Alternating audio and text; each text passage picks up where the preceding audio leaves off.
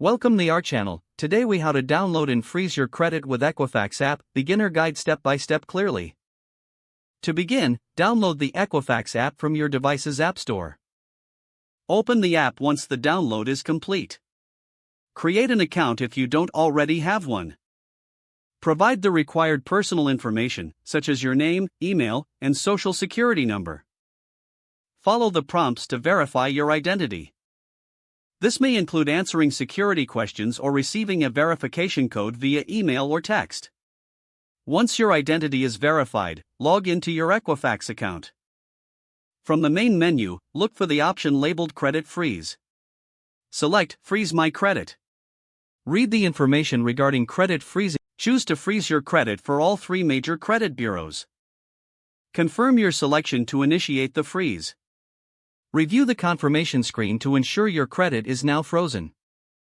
You may also receive a confirmation email or notification. To unfreeze your credit in the future, return to the app. Log into your account and navigate to the Credit Freeze section again. Select the option to unfreeze your credit. Follow the prompts to verify your identity once more. Confirm your unfreeze request. Keep any confirmation information provided for your records. Remember, you can freeze or unfreeze your credit anytime through the app. If the page does not load, refresh the browser or try again in a private or incognito window. Make sure you are using the correct email address, then retype it carefully to avoid small typos.